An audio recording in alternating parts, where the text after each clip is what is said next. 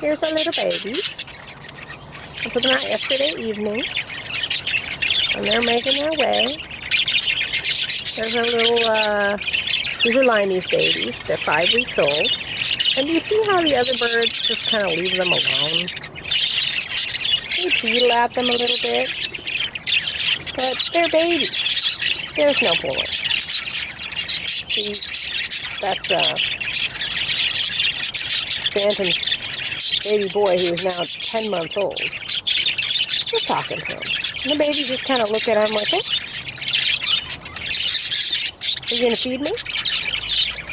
They figured out the food bowls really fast and took their first bath in the bird bath / waterer yesterday when they were put out. See, the little baby's going to come over. He's going to say, feed me, feed me.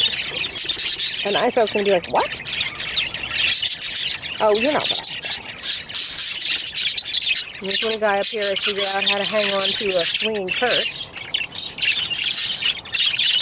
But this is not the way an established flock will treat a new adult bird. New adult birds get a hazing, big time.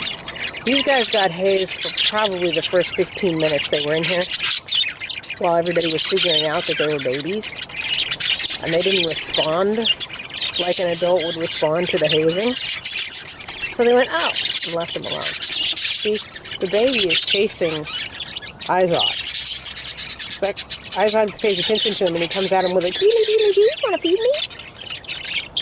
And starts moving towards him, and that's, if you're an adult bird, that's an act of aggression. So they give up. Oh well, it's a baby. It doesn't know what it's doing. It's supposed to be scared.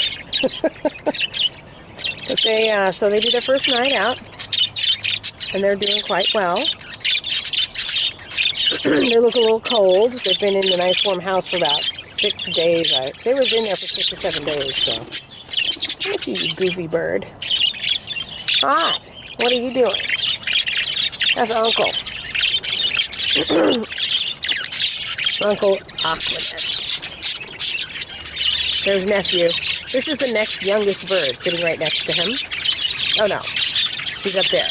The next youngest bird up there. He's 4 months old. That's Storm and Azul's baby. They sure grow a lot in just a few months. So he's 5 weeks. He's 4 months. A lot of growth happens when they're this young. And let's see how baby girl is doing. Over here on the girl's side. Where is she? There she is. Hi, baby girl. How are you doing? Girls are a little more brutal than the boys. So, she got picked on for probably 20 minutes.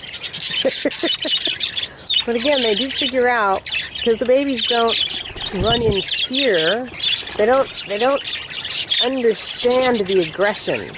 They just kind of turn around and go, huh?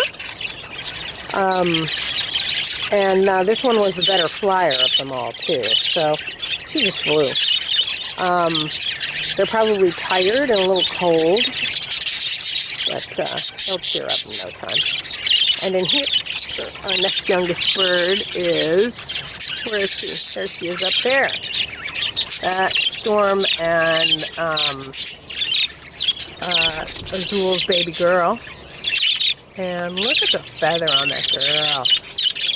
It's just never ending. She has daddy's feather all the way. She's a little smaller than her brother now. At one point she was bigger than him. But, you know, the growing feathers actually takes quite a lot out of them. So she's going slower to get through her molt than her brother is, because he doesn't have this incredible feather going on, you know. And interestingly, she came over to play with the baby. She would come over and sit by her, and she'd kind of reach over and nibble on her tail. But it was clearly a very gentle, I'm playing with you kind of interaction, rather than, who are you? You're a stranger. But like these two girls up here are having this big conversation about who's the boss, who's in charge, are we friends? See? That doesn't happen when they approach the baby, because she doesn't know. She just doesn't interact at all in that whole frame. So very quickly, they learn to just leave her be. And she'll grow into it. But by the time she does grow into it, she'll be an accepted member of the flock. So there's Vision back there, who's getting more and more active all the time. I'm still hoping that she's going to molt and grow in feathers and get strong enough to fly properly. She actually seems to do some controlled landings at times, actually gliding to the ground instead of dropping like a brick. So she's kind of on her way. Anyway, I just wanted to give you an update on our babies out here in the girls' cage. I made a list of order that they're going into the breeding shed. And the next ones up are Stratus and Luscious. They may be up really soon if Sparky has another baby. Otherwise, they may just have to wait. Then the next one will be this lady over here. This is Laurel. And I'm going to match her with the gray-green in the kitchen, whom I'm named Oliver. I have a fair number of females in here that are not babies. They're kind of ladies in waiting, and I'd like to get them out because it changes the... Hi, yes, that's random. She says, what did you do with my man, and why am I back in here? Sorry, baby. Gave him to somebody else. I also have decided when I try to rebreed Porky, this is going to be his girl. She's also a dominant pied with very poor markings, just like him. But I'd like to see what they're going to do. And I may get a double factor dominant pied, but that's okay. The reason that's not a good thing is because it's not in the show category. There's no such thing as double factor dominant pieds in the show ring. But only 1 in 4 of their babies, statistically speaking, would be double factor dominant pieds.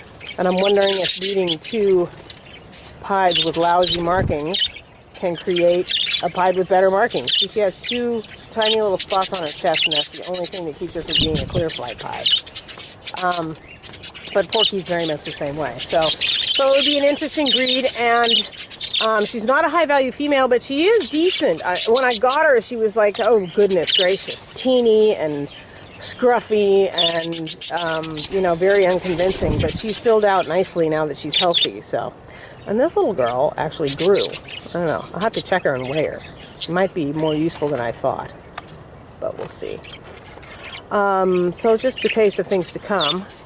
This girl is large. She has great big feet, and she's tall. She has long feathers, but they're not really fluffy. She has a poof on the top of her head and, unfortunately, on her shoulders. So she looks like she's wearing a helmet on a scrawny little body.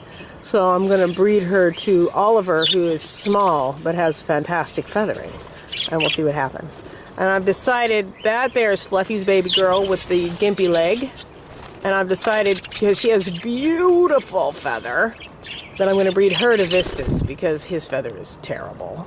So, but that's a long ways off because both of them are still babies. So, anyway, okay, baby, we're keeping an eye on you. Make sure you're okay. I'll catch them a little later on and make sure they're eating and their bellies are full. But they seem to be adapting pretty well. And nobody's bothering them. See, and this little one down here enjoyed the same aura of protection. And now she's getting big enough and sassy enough, so she's starting to take her place in the flock. Yes, I see her. I see you. You're a terrible beast. This is pretty awesome baby girl. Okay, off I go.